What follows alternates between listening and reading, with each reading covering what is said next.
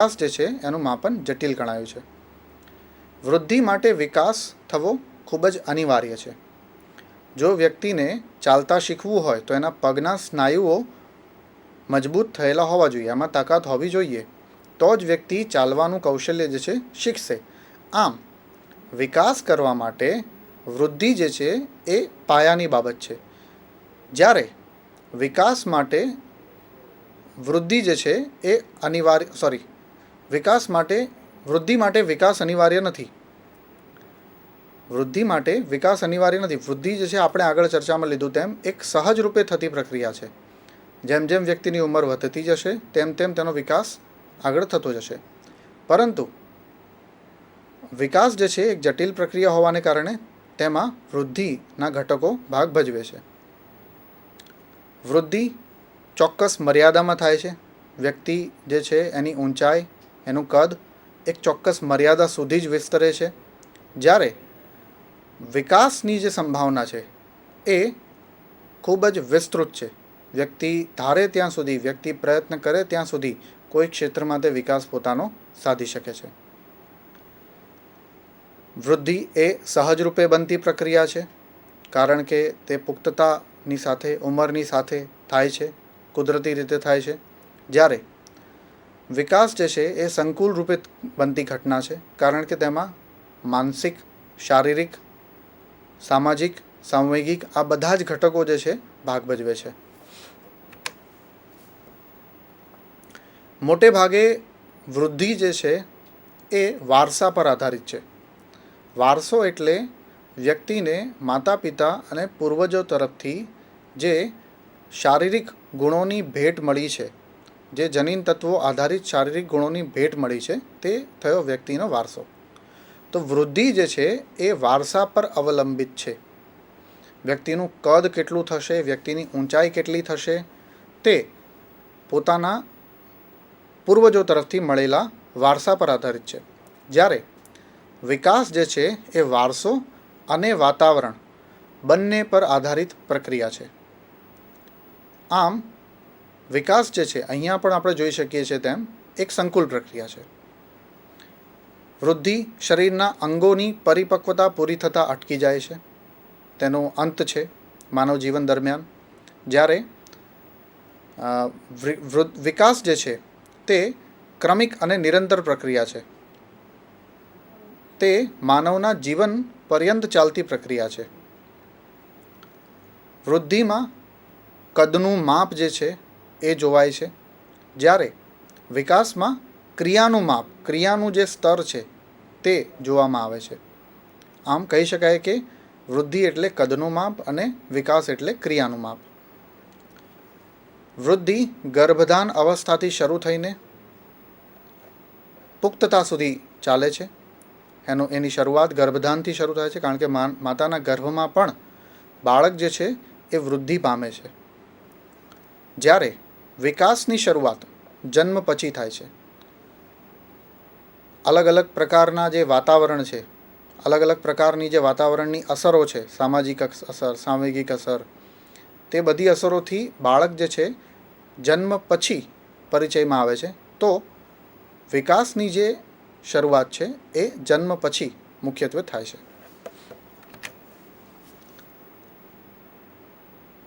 અનેક શિક્ષણશાસ્ત્રીઓએ વિકાસના સતત અવલોકન પછી વિકાસની પ્રક્રિયામાં ભાગ ભજવતા અમુક સામાન્ય સિદ્ધાંતો તારવ્યા છે. આ સામાન્ય સિદ્ધાંતોની સમજ હવે આપણે મેળવીએ. જેમાં પહેલો સિદ્ધાંત છે નિરંતર વિકાસનો સિદ્ધાંત. વ્યક્તિમાં આંતરિક રીતે જ વિકાસ માટે એક ભાવના રહેલી હોય છે, એક ભૂખ રહેલી હોય છે. વ્યક્તિ સતત જન્મથી લઈને મૃત્યુ સુધી સતત વિકાસ માટે પ્રયત્નશીલ રહે છે, ઝંખતો રહે છે. માનવમાં સંતોષનો સ્વભાવ રહેલો છે, પરંતુ વિકાસનો પણ સ્વભાવ રહેલો છે. તેથી માનવ સતત કંઈક ને કંઈક આગળ શીખવા માટે, કંઈક ને કંઈક નવું કરવા માટે, પોતાની કાર્યરીતિની અંદર સુધાર લાવવા માટે પ્રયત્નશીલ રહે છે. આમ વિકાસ એ કોઈ પણ ઉંમરે થંભાતી પ્રક્રિયા નથી, તે સતત ચાલતી પ્રક્રિયા છે, નિરંતર ચાલતી પ્રક્રિયા છે. ત્યારબાદ વિકાસ ક્રમનો સિદ્ધાંત. વિકાસની પ્રક્રિયામાં એક ચોક્કસ ક્રમને અનુસરવામાં આવે છે, જે તમામ પ્રાણીઓ માટે, પશુઓ માટે અને માનવો માટે સમાન હોય છે. બાળક શરૂઆતમાં ફક્ત પોતાના આખા શરીરને હલાવતા શીખે છે. ત્યારબાદ તે ધીરે ધીરે તેના અંગોને હલાવતા શીખે છે. ત્યારબાદ આ ચિત્રમાં જેમ રજૂ થયું છે તેમ 6 માસ કે 12 માસની વયે તે પકડીને ચાલતા શીખે છે. શરૂઆતમાં 9 માસની વયે તે ભાંખોડિયા ચાલતા શીખે છે. 8-9 માસની વયે 12 મહિનાનો થાય એટલે તે વસ્તુઓને પકડીને ચાલતા શીખે છે.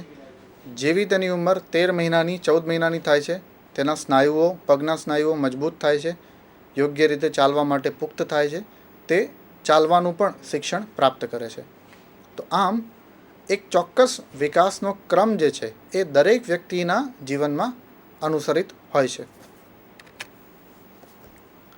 આપણે અગાઉ વાત કરી તેમ વિકાસની એક ચોક્કસ દિશા હોય છે, જે માથાથી પગ તરફ અને શરીરના મધ્ય ભાગથી શરીરના છેવાડાના ભાગ સુધી ફેલાય છે, જે આ ચિત્રમાં આપણે ફરીથી જોઈ શકીએ છીએ.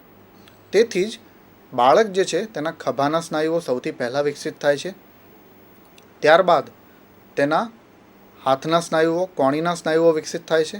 ત્યારબાદ તેના આંગળીના સ્નાયુઓ વિકસિત થાય છે. તેથી જ બાળક સૌથી પહેલાં ખભા, હાથ વગેરે ફેરવતા શીખે છે અને પછી આંગળીઓ ઉપર ધીરે ધીરેથી એનો કંટ્રોલ જે છે આવતો જાય છે. એકીકરણનો સિદ્ધાંત અને પરસ્પર સંબંધનો સિદ્ધાંત, આ બંને સિદ્ધાંતો એકબીજા સાથે ખૂબ જ સામ્યતા ધરાવે છે. અલગ અલગ કૌશલ્યો છે, અલગ અલગ જે પુખ્તતા છે, તેને વ્યક્તિ એકીકરણ કરીને કોઈ નવું કૌશલ્ય પ્રાપ્ત કરતો થાય છે. જેમ કે બાળક જ્યારે સાયકલ ચલાવતા શીખે છે ત્યારે તેની પગની કુશળતા, તેની હાથની કુશળતા, તેની શરીરને સંતુલિત રાખવાની કુશળતા, તેની દ્રષ્ટિની કુશળતા, આ તમામ કુશળતાઓ એક સાથે ભાગ ભજવે છે. આમ કોઈ પણ વિકાસના તબક્કામાં અલગ અલગ શારીરિક, માનસિક, સાંવેગિક વગેરે પરિબળોનું એકીકરણ આપણને જોવા મળે છે. બીજું એક ઉદાહરણ લઈએ તો બાળક જ્યારે કોઈ રમત, જેમ કે ભારતમાં ક્રિકેટની રમત ખૂબ જ પ્રચલિત છે, તો બાળક જો ક્રિકેટની રમતને વારંવાર જોવે છે ટીવી પર પોતાની આસપાસ બીજા બાળકોને જોતા, તો તેથી તે ક્રિકેટની રમત રમવા માટે પ્રેરિત થાય છે. તેની સાથે સાથે તેના શરીરની અંદર પણ અમુક વયે બેટને ફેરવવાની, બોલને નાખવાની પુખ્તતા આવે છે અને આ બંને વસ્તુઓ મળતા તે ક્રિકેટ રમવાનું કૌશલ્ય પ્રાપ્ત કરે છે. તો આમ બાળકના વાતાવરણની અંદર જે એની સામાજિક અસર હતી, તેના મિત્રોની, ઘરની જે અસર હતી, એ અસર અને તેની શારીરિક પુખ્તતાની અસર જે છે એ બંનેનું સમાયોજન તેની ક્રિકેટની રમત રમવાની કુશળતામાં જણાયું. આમ એકીકરણનો સિદ્ધાંત જે છે એ કોઈપણ કુશળતા, કોઈપણ સ્કિલ, કૌશલ્ય પ્રાપ્ત કરવામાં કામે લાગે છે. સાથે સાથે પરસ્પર સંબંધનો સિદ્ધાંત પણ આમાં રહેલો છે. બાળક જ્યારે શારીરિક રીતે વૃદ્ધિ પ્રાપ્ત કરે છે તો તે વૃદ્ધિની અસર તેના માનસિક વિકાસ પર પણ થાય છે. બાળકના શારીરિક અને માનસિક વિકાસની અસર તેના સામાજિક દરજ્જાઓ પર, તેના સામાજિક વિકાસ પર થાય છે. તેની સામાજિક વિકાસની અસર તેના સાંવેગિક બંધારણ પર, તેના સાંવેગિક વિકાસ પર પણ થાય છે. આમ કોઈ પણ વિકાસનું પરિબળ જે છે એ બીજા પરિબળ સાથે જોડાયેલું છે. ત્યારબાદ વ્યક્તિગત ભિન્નતાનો સિદ્ધાંત. દરેક વ્યક્તિ જે છે એ બીજી વ્યક્તિ કરતાં કંઈક ને કંઈક રીતે અલગ છે. તેથી જ આપણે બધા જ અલગ અલગ રીતે અલગ અલગ કાર્યોને આપણી રીતે નિભાવીએ છીએ. જો બે જોડકા બાળકોને પણ આપણે અવલોકનમાં લઈએ તો આપણને જણાશે કે તેમની જે કાર્ય કરવાની રીત છે તેમાં સ્પષ્ટ ફેરફાર તમને જોવા મળશે. તેમના રસ, રુચિ, વલણ વગેરે વસ્તુઓની અંદર તમને સ્પષ્ટ તફાવત જોવા મળશે. તેટલે સુધી પણ કહી શકાય કે તેમની જે કોઈ વસ્તુને શીખવાની ગતિ છે એમાં પણ તમને ફેરફાર જોવા મળશે. કારણ કે કોઈ પણ ક્રિયાને શીખવી, કોઈ પણ કૌશલ્યને હસ્તગત કરવું, તેના માટે તે ક્રિયામાં રહેલો રસ, તે ક્રિયા તરફ વ્યક્તિની અભિયોગ્યતા એ જવાબદાર છે. આથી વ્યક્તિગત ભિન્નતાનો સિદ્ધાંત અને વિકાસની વિભિન્ન ગતિનો સિદ્ધાંત એ પણ આપણને બધી જ વ્યક્તિઓ ઉપર લાગુ થતો જોવા મળે છે. આ ઉદાહરણ દ્વારા તમે સમજી શકો છો કે ઘોડો જે છે એ નાનપણથી જ ખૂબ ઝડપે દોડવાનું કૌશલ્ય મેળવીને આવે છે, જ્યારે હાથી આજીવન એટલું ઝડપથી દોડી શકતો નથી. તેનામાં પુખ્તતા વધારે છે, શક્તિ વધારે છે, છતાં પણ. તો આ જે છે એક વ્યક્તિગત ભિન્નતાને ચિત્રાત્મક રૂપે યાદ રાખવા માટે સરળ ઉદાહરણ છે. ત્યારબાદ પૂર્વ આગાહીનો સિદ્ધાંત. વ્યક્તિનો જે વિકાસ છે, વ્યક્તિની જે વૃદ્ધિ છે, એના વિશે પૂર્વ આગાહી કરવી શક્ય બને છે. જો આ વસ્તુ શક્ય ના હોત તો વ્યક્તિને કઈ ઉંમરે કયા પ્રકારનું શિક્ષણ આપવું, વ્યક્તિને કઈ ઉંમરે કયા પ્રકારના શૈક્ષણિક અનુભવો આપવા, તે નક્કી કરવું ખૂબ અઘરું બની જાત. તેથી જ પૂર્વ આગાહી જે છે એ વિકાસનો એક સામાન્ય સિદ્ધાંત ગણવામાં આવ્યો છે. તમે જો તમારી આસપાસ અવલોકન કરશો નાના બાળકોનું, તો તમને જણાશે કે તેઓ અમુક ચોક્કસ વર્ષે ભાંખોડિયા ચાલતા થાય છે. અમુક ચોક્કસ વર્ષની ઉંમરે તેઓ સ્વતંત્ર રીતે ચાલતા થાય છે. અમુક ચોક્કસ વર્ષની ઉંમરે તેઓમાં પેન પકડવાનું કૌશલ્ય આવે છે, તેઓ લખવા માટે સમર્થ બને છે. અને આ બધા કૌશલ્યોની પૂર્વ આગાહીને આધારે જ તેમને માટે અલગ અલગ પ્રકારના શૈક્ષણિક અનુભવો આપણે નક્કી કરીએ છીએ. ત્યારબાદ સામાન્યથી વિશિષ્ટ તરફની પ્રતિક્રિયાનો સિદ્ધાંત. કોઈ પણ બાળક, કોઈ પણ વ્યક્તિ સર્વપ્રથમ સામાન્ય વસ્તુઓ તરફ પ્રતિક્રિયા કરે છે અને ત્યારબાદ વિશિષ્ટ વસ્તુઓ, વિશિષ્ટ ઘટકો તરફ પ્રતિક્રિયા કરે છે. વિકાસની જે પ્રક્રિયા છે એ પણ પહેલાં સામાન્યથી શરૂ થાય છે અને પછી વિશિષ્ટ તરફ દોરાય છે. આથી જ બાળક જે છે એના હાથનું હલનચલન પહેલાં શરૂ થાય છે. હાથ ઉપર તે પહેલાં કંટ્રોલ સ્થાપિત કરે છે અને ત્યારબાદ તે આંગળીઓ પર કંટ્રોલ જે છે સ્થાપિત કરતો થાય છે.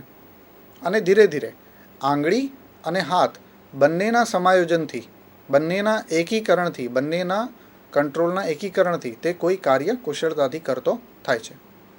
તો આમ વ્યક્તિના વિકાસમાં તમે જોશો તો સામાન્યથી વિશિષ્ટ તરફ અને પછી પાછો વિશિષ્ટથી સામાન્ય તરફ એકીકરણનો સિદ્ધાંત રહેલો જોવા મળશે. વારસો અને વાતાવરણની પ્રતિક્રિયાનો સિદ્ધાંત. આપણે અગાઉ પણ ચર્ચામાં લીધું કે કોઈ પણ વ્યક્તિ જે છે એના વિકાસમાં, એની વૃદ્ધિમાં તેને વારસામાં મળતી જે બાબતો છે એ ખૂબ અગત્યની હોય છે. માતા પિતા તરફથી, પૂર્વજો તરફથી જે વારસો તેને મળ્યો છે તેના આધારે તેનું શારીરિક બંધારણ જે છે થાય છે. તદુપરાંત જે વાતાવરણમાં જે રહે છે તે વાતાવરણની પણ અસર થાય છે. વાતાવરણની અસર અનેક રીતે છે. વાતાવરણનો ખ્યાલ પણ વિસ્તૃત છે. વાતાવરણની અંદર અનેક ઘટકો, જેમ કે તેની આસપાસના જે વ્યક્તિઓ છે એમના સ્વભાવની અસર, તેમની સામાજિક પરિસ્થિતિની અસર, તેના માતા પિતાનું જે શૈક્ષણિક સ્તર છે એની અસર, તેના માતા પિતાનો જે વ્યવસાય હતો તેની અસર, આ બધી જ વસ્તુઓની અસર તેના વિકાસ પર થાય છે. તો આમ વારસો અને વાતાવરણ બંને વ્યક્તિના વિકાસની ઉપર અસર કરતા પરિબળ છે. સમાન તરાહનો સિદ્ધાંત. આપણે અગાઉ વાત કરી તેમ પશુ અને પ્રાણી બંનેમાં આપણને વિકાસની સમાન તરાહ જોવા મળે છે. પશુઓ અને મનુષ્યો બંને કોઈ પણ પ્રકારની પુખ્તતા, કોઈ પણ પ્રકારનો વિકાસ જે છે એ એક સમાન રીતે મેળવતા જોવા મળે છે.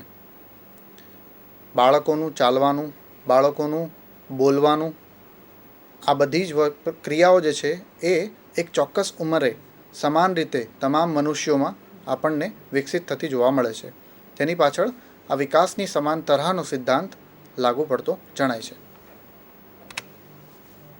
હવે વિકાસને અસર કરતા જે પરિબળો છે એના વિશે આપણે ખ્યાલ મેળવીએ. વિકાસની પ્રક્રિયાને અને વૃદ્ધિની પ્રક્રિયાને મુખ્યત્વે બે પરિબળો અસર કરે છે. એક વારસો અને બીજો છે વાતાવરણ. વારસાની વ્યાખ્યા આપણે સમજ્યા હતા.